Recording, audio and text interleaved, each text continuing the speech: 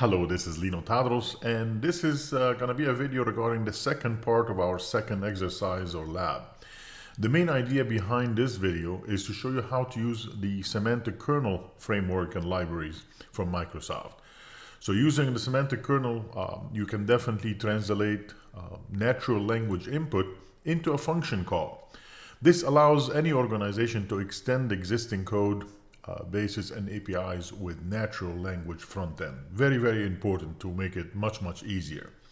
So currently, if you remember in the previous video, we had three different web API endpoints, one for get hotels with bookings, get hotels with bookings with minimum date. There are three of them. Well, in this specific lab, we're going to go ahead and create two additional endpoints for reading data, as well as general purpose endpoints to accept natural language input as well. And we will return the appropriate output based on user request. Of course, this approach of querying data can be more intuitive for end users who have some familiarity, of course, with the specific capabilities of our API. So let's go ahead and get started and show you how we can do that with Semantic Kernel. All right, let's go back to the code. We're going to go into under source for the Contoso Suite Web API. I'm going to open this up. I wanted to show you something in here in case you're not familiar with it. If you see the CS proj for the project file itself in the C# for Visual Studio, if I click on this, you'll notice there is a property group here that contains the .NET 8.0 framework, the nullable, and the implicit using enable, which is the default in this project. Plus, we have all the references for the NuGet packages available in here. One of the things that are great for .NET 8 or 9 is that you can actually start using user secrets right inside of the .NET framework itself. So you can do, of course, with the key vault, which is great. It's a better way to do it. But if you'd like to actually put some secrets that will not show up in here in the project itself, in case you want to keep that from other members of the team, it will be local on your machine. It actually will go under your username, under the user's public area on the machine itself. Of course, when you deploy that to Azure, you need to add these things, of course, into your application settings and the environment variables and so on for the app settings. But when you're trying to do this locally, everybody that is checking this code out should have these secrets available in .NET somewhere on their machine, but not in the code itself. And that will make it very powerful as well. All right, so how do we do that? Well, make sure that you are inside of the folder for the Contoso Suite Web API. And the first thing, you need to initialize this into the project. So I'm going to bring in a line that says .NET user-secrets. That is the way to actually instantiate that. And I'm going to say init. That means I would like to initialize the project to be able to accept user secrets. Let's go ahead and push enter there. And notice in the file user secrets ID, it will give you an ID in there. If I go ahead and now and open up somewhere completely separate on my machine where public users and so on, I will see Lino, for instance, that's the name of my folder. You will notice there will be under user secrets, there will be a GUID like that. And then underneath that, we will have my secrets available under that as well. So again, it will not be associated with the project. If I check this into source control, none of my secrets will show up in here. This is just the instantiation and the initialization of this whole thing. Now I can actually go back, for instance, and I can add my first secret, for instance, which is the deployment. Maybe I would like to use GPT-4o. Let's go ahead and do it. I'm going to go in here and say .NET user secret SEP, and I'm going to say Azure OpenAI deployment name, and I'll give it a value as GPT-4o. Let's go ahead and do that. And it's done. Notice nothing changes in the project. There is anywhere in the project where this specific secret has been saved. But if I open up, like I said, my machine in here for the user Lino, for instance, this will be under there as well. All right, let's do a couple more. One of them in here will be the endpoint for the OpenAI. So we'll say Control V. There is the .NET user secret set. I'm going to use the Azure OpenAI endpoint. And now I need to change this placeholder. Let me go ahead and delete it. And I need to put in, like we did before, directly from the portal, what is my endpoint for OpenAI. So I'm going to go back to the portal right here. And I'm going to click on the OpenAI resource. And we will go to the keys and endpoints, and I'm hoping the endpoint will be right there at the bottom. Excellent. Let me go back to the code, and right in here in the command line, in the terminal, I'm going to be putting my endpoint right there. Okay, let's go ahead and push enter for this as well. And then the last one will be, of course, the key for the OpenAI, so I can get to it locally on my machine. We'll come in here and we'll do this. We'll say .NET user secret. This will be the API key. Let me remove that from here. Alrighty, and then we will go back one more time and we will steal one of the keys. That is the key number 1. And again, I'm going to go back in here and we will paste it right there. All right, great. Let me go ahead and do that. Now I'm in pretty good shape, and the 3 pieces that I need as secrets are included in the project automatically. Excellent. Let me close this guy down. And now I need to go to services. And remember, I showed you previously the database service and the interface that controls it. The vectorization, we will work with that in future labs heavily as well. But for right now, let's go to the iDatabase service. Remember the 3 functions that I told you about that are currently available, and we exercised them in the previous lab. Get hotels, get bookings for hotel, get bookings by hotel, and minimum date. As a matter of fact, I need to add 2 more. And let me go right underneath that. I'm going to bring in 2 more tasks, enumerable booking. One that says get booking missing hotel rooms and get bookings with multiple hotel rooms. These are important things to have as well, to find out if one of my bookings does not have hotel rooms associated with it, which might be a problem. And also get bookings with multiple hotel rooms. Maybe you have kids and each one will be in a different room, and you have 2 or 3 rooms associated with the same booking. And I want to find out how many of those do I get in the hotel, for instance, in a specific season or a specific month and so on. So I'm adding these 2 functions. Now I just need to go ahead and implement them. Let me save this file, and I'm going to go to the database service at this point. And you will notice the iDatabase service has a red line because it does not match the signature of the iDatabase service. We have 2 extra functions, so we will need to fix that as well. The first one will be the get bookings missing hotel rooms. Let me go down and here and see a good place to do that. Yeah, let me go ahead and do it right here. And I'm going to be pasting some code. I'm not going to go through the code. It's very simple. It's about some SQL to execute, really. So that's the get bookings missing hotel rooms. It has a SQL statement that will get you which one does not have that. That is the SQL connection coming in from the environment, from the SQL Azure connection. And then if I go down, I'm going to do the SQL commands and the execution for reader async. And then finally, with the reader async, I'm going to bookings.add in here with the new booking with all the different schema for that, close the connection, and return all the bookings with no hotel room associated with it. So that's one. The second one, of course, that I will need to do, which is the multiple hotel rooms being booked during the reservation. So let me go ahead in here and add another function. And this function on this one, get bookings with multiple hotel rooms, it still has a SQL statement. Same thing. Hopefully I will let you take a look at that code. It's very simple to return something that has multiple rooms associated with it as well. All right. And hopefully now we don't have a problem with the interface because it has been implemented correctly. So if I go all the way down the iDatabase service, there is no line underneath it. All 5 functions have been implemented on the class. So we're in pretty good shape. All right, let me clean this up, CLS in here. And the next part is I would like to start bringing in Semantic Kernel into my project. And right now, this project, the Contoso Suite Web API, doesn't know anything about Semantic Kernel. So the first thing is I need to actually install the NuGet package. You can do that visually if you'd like, or the best way to do it from the CLI is to do something like this. We'll say .NET. .NET add package Microsoft.semantic kernel. There is a big secret in here that I need to share with you. Right now, if you take a look at the latest available from Semantic Kernel, you will see there is 1.28, 1.29, 30. There is later one, but as of the recording of this video, Semantic Kernel is going through a lot of different heart surgeries, alrighty? A lot of things are not backward compatible, a lot of breaking changes, but there is a major redefinition of Semantic Kernel, bringing in new things, getting rid of old things.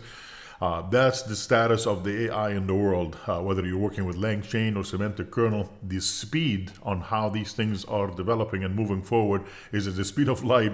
But of course, the negative part about it is that it breaks a lot of code. So based on the code we've written for this lab, you have to use version 1.20. If you go anything beyond that, then you're going to have to spend some time to clean up some of the code that doesn't exist in Semantic Kernel anymore. So I will leave that as an exercise for you to figure out all the breaking changes If you would like to use something beyond the 1.20, you are more than welcome to do that. Just go ahead and fix the code to match the new signature of all the functions that have changed and broke inside of Semantic Kernel. Sounds good?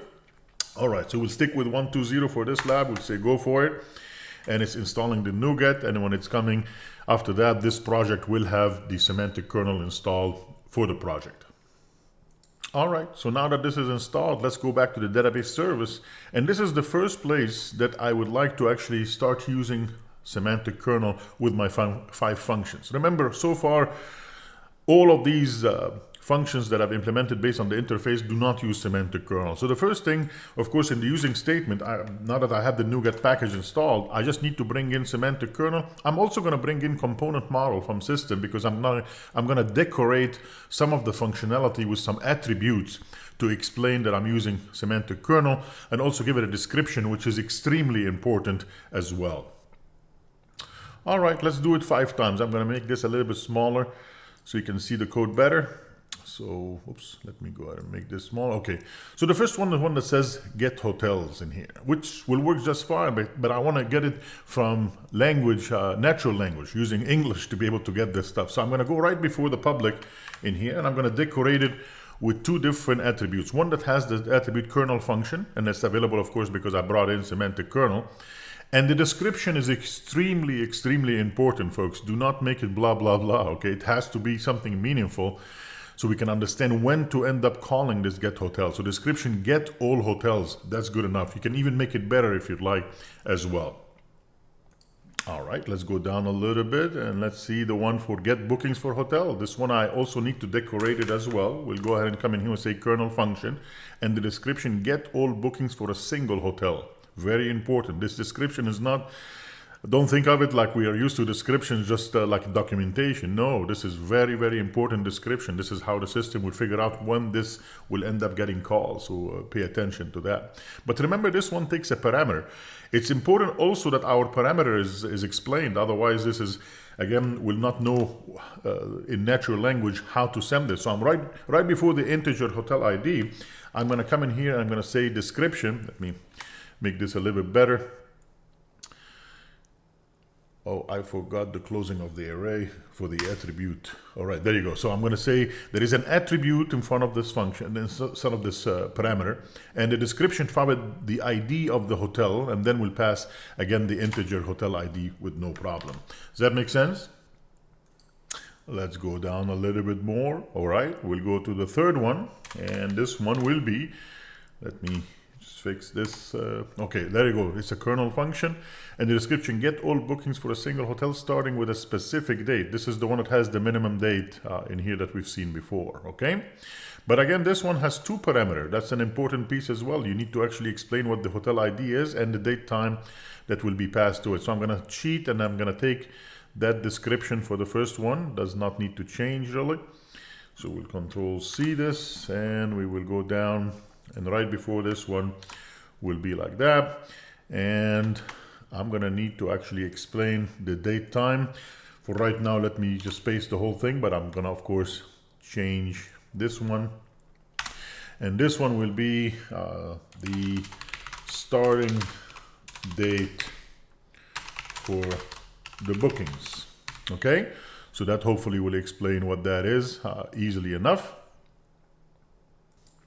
We'll go to the 4th one. Okay, this is the get booking missing hotels. And I'm going to come in here and we will do something like, let me fix that. Okay, it's a kernel function again. The description, get all bookings that do not contain hotel rooms associated with them. That will make sense to me. And then we will go to the last one, get bookings with multiple hotel rooms. So I'll go right before. Remember, these do not take any parameters, so they are easier. So I'm going to say kernel function description, get all bookings that contain multiple hotel rooms associated with them. And at this point, I can save this file and my implementation is correct, and it will end up using the kernel function directly. So you see how easy it is to include Semantic Kernel.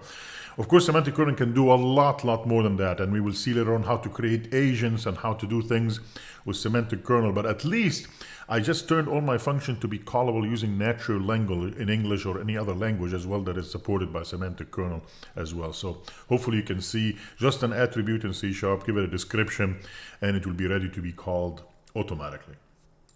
Excellent. Now the next step is the configuration builder piece. So I'm going to head over to the program.cs, but before I go there, I wanted to show you this file called appconfig.cs. This is just to keep things neat and clean.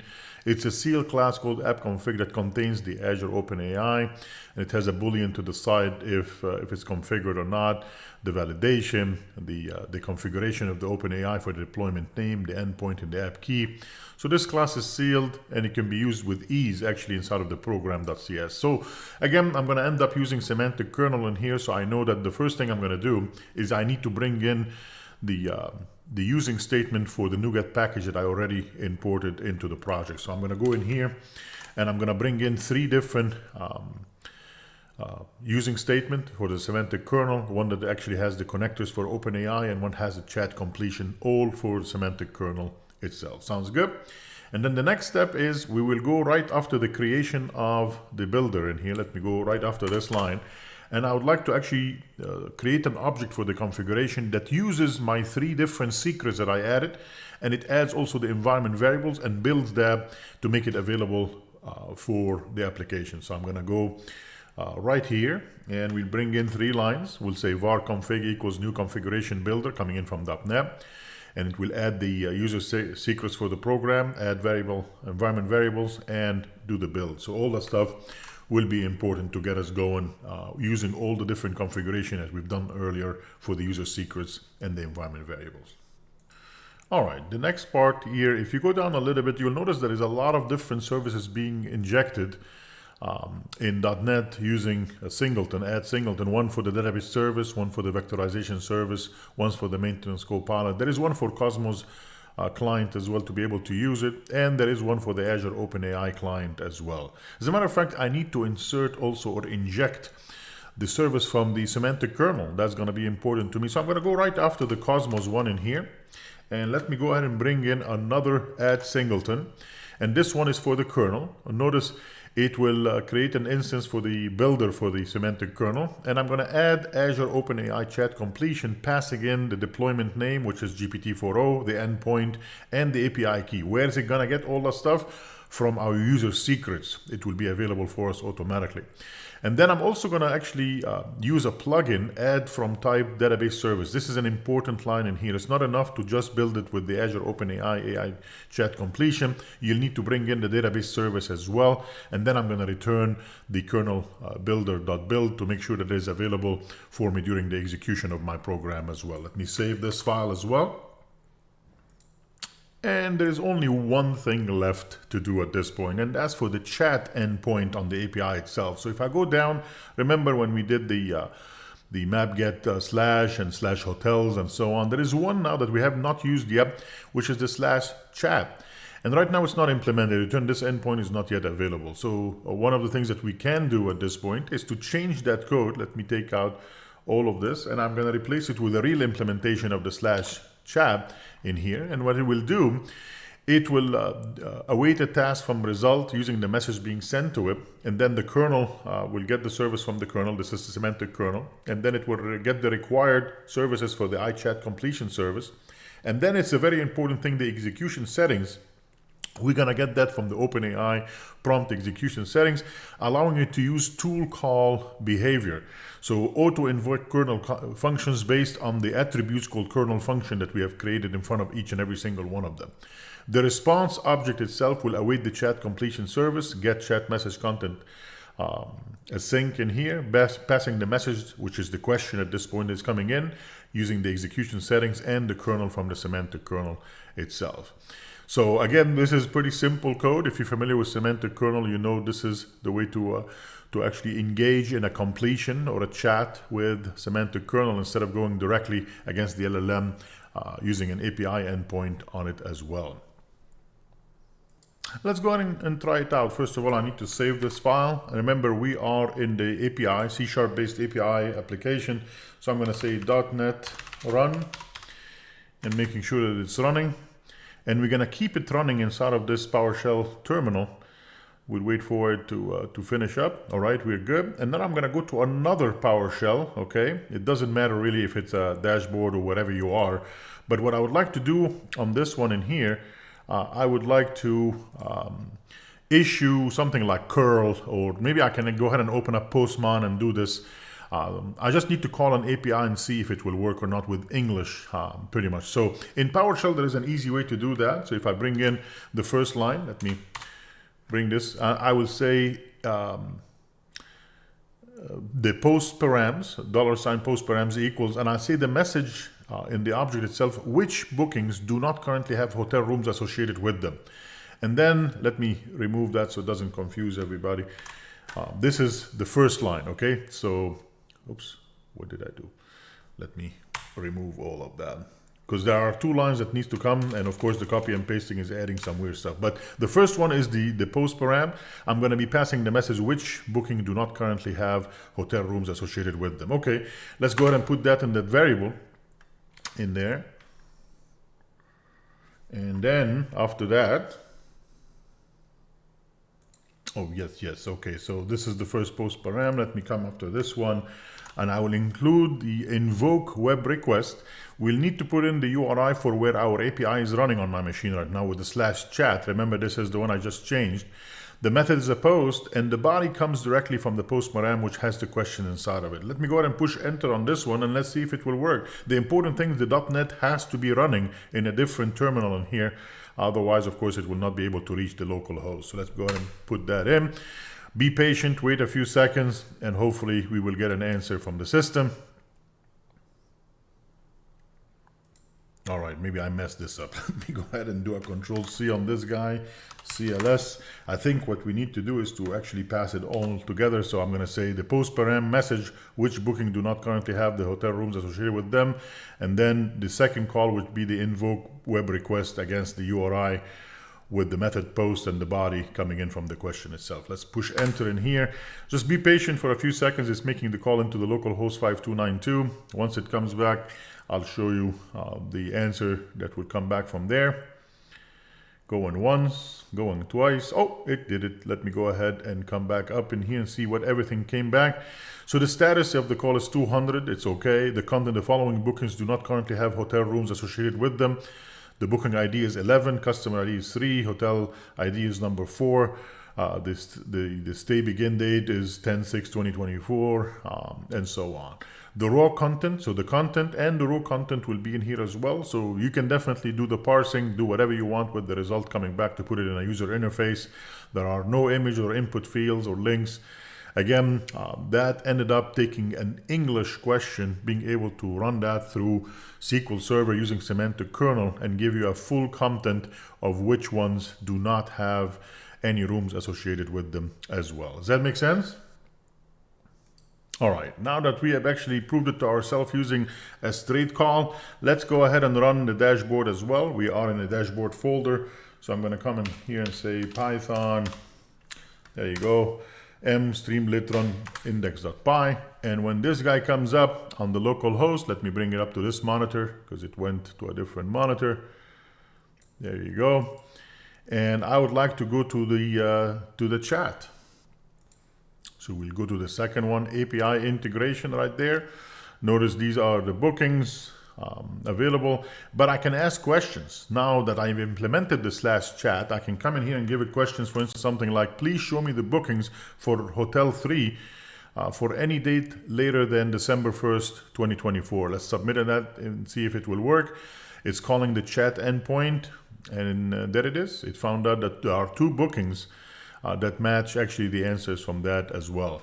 I can ask other questions. Which bookings currently do not have rooms assigned, like the one I just asked in the PowerShell. So let's go back in here, and we will do that, and we will say submit. We'll be patient with it.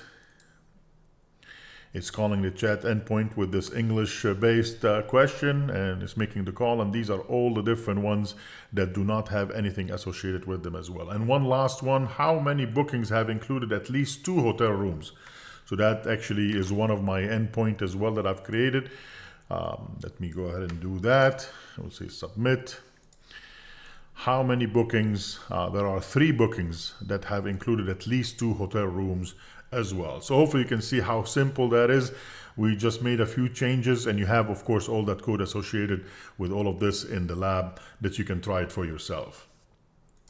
Awesome. All right. So the last thing I wanted to show you before I end this video is to deploy everything. So let me go ahead and close this stuff up.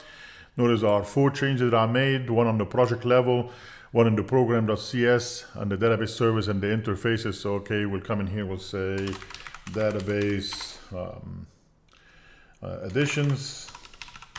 For my database in English will be much better. And then we will come in here, we'll say commit all of that to the system. All right, and once it's done, I need to head over now to the portal. Let me go back to the portal. And I need to actually go ahead and find out where my API is. And remember, the stuff that I put into the user secrets for .NET, that's not available inside of the Azure API. So I need to do that on the environment variables as well. So under app settings in here, these are the things that automatically got created for me when I created a web app inside of Azure. But now I need to go ahead and click on add, and I need to do this 3 times. So the first one needs to be called Azure OpenAI deployment name. All right, exactly like we did with the secrets inside of .NET itself. We'll do that, and the value for this will be GPT-4o. Okay, and I'm going to say apply. Don't forget to click on apply. Alrighty, if you come back in here and you don't see your deployment name, that means that you forgot to click on the apply. And we'll say add again one more time, and this time will be the endpoint. So let me take the endpoint for my Azure OpenAI. We'll give it a name.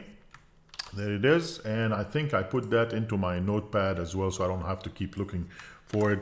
And the value for my endpoint inside of Azure is that URI right there. Okay, let's go ahead and apply this. And the last one, of course, will be the Azure OpenAI API key. So let me go ahead and add one last one. We'll do this one. And I also copy and pasted mine from before, and that is my API key. And we'll say apply to this guy. Now all of them are available in here ready to go. Of course, once you add those, another apply you cannot forget. You have to click on apply. So this is the one most people forget about. They already added the 3 keys, but they move to something else without clicking on apply. And when they come back, they don't see them in here. So please try to remember to confirm and save the changes, so all your 3 different additional app settings are in the system for that application. At this point, I have to be honest with you, I don't like to run it right away. I need to restart to make sure that all the stuff took place. So I'm going to go back in here. I will click on the API again, and just take a second and click on the restart in here to make sure that this actually is refreshing. Even though it might take a minute or 2 for the whole thing to come back up again, it is an important thing for us to do in here. So we'll wait for this to load first, and then the restart will be enabled. Click on it, wait a couple of minutes, and you should be in good shape at that point. All right, it's back. Let's go ahead and click on restart. We'll say yes. And now, even though it says successfully restarted web app, it's not really 100% true. There is some swapping happening behind the scene right now. Just be patient for a minute or 2, and then the system will be okay and ready to go. All right, let's go ahead and try it out. First of all, I can go to the GitHub to make sure everything finished already. So let me see if I can actually see it from here. All right, I'm going to refresh this page, see if something happened in the last couple of minutes. Yeah, see, 4 minutes ago, the database additions have actually run the API deployment. It didn't need to do anything with the dashboard because I didn't change any code for that, but the API hit 4 minutes ago, and we should be in good shape now to try it out. So let me go back in here. I'm going to go to the dashboard. Okay, so we'll find out where the dashboard is. There it is. And now we'll go ahead and run it.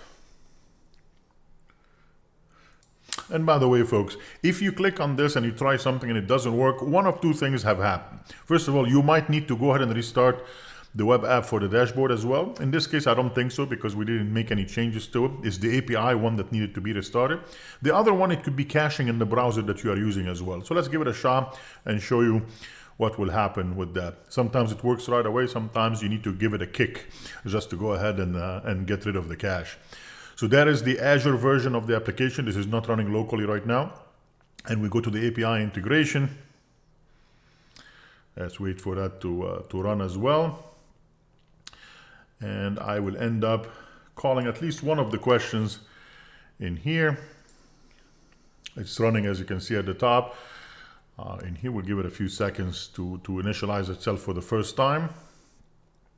All right, great. First of all, the JSON for the get hotels have kicked in. Let's go to the question in here, and let's say which booking currently do not have hotel rooms assigned to them. We'll say submit, and we'll see it's calling the chat endpoint, and it's invoking the chat endpoint.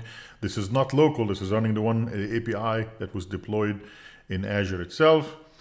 And it gave me an error. And whenever I see this function with these errors, that usually is a caching issue. So let's go ahead and do a Shift F5 on this.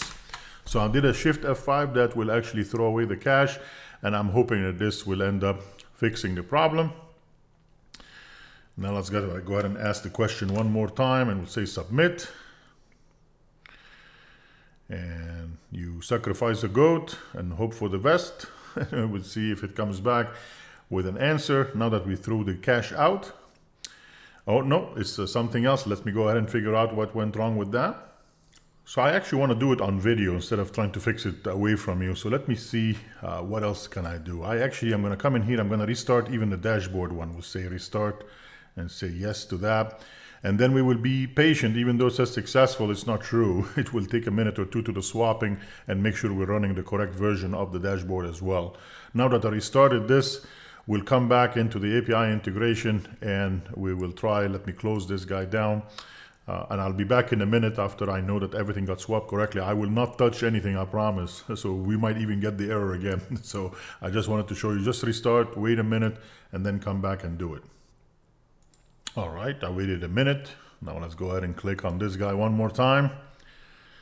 And it's loading a new instance of that. Great, we'll say the API integration is gonna call the get hotels. It did work. And now I can go ahead and hopefully get you all the bookings based on the hotel that is showing up in here. And then we will end up asking our question here in a second. And again, it's taking longer because this is a brand new instance that is waking up. And now for the question, which bookings currently do not have hotel rooms assigned to them? I'm hoping this time it will work, will not give me an error. Otherwise, I will have to really look into what I did wrong in there.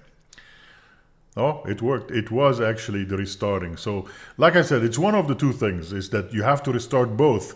I always tell myself if I didn't not touch the dashboard at all, I only made changes to the API, I should only be able to start the API. But a lot of times that's not the case. You need to actually restart both if you're getting that type of functional errors that do not make any sense at all. And sometimes it's not about the restart. Sometimes about Shift F5 in the browser to throw away the cache that was accumulated on the application itself. But as you can see, this is working just fine right now without making any modification other than restarting the dashboard as well as the API as well. I hope that you enjoyed the video and learned something about using Semantic Kernel. I'm seeing you again, hopefully, in the next lab number 3.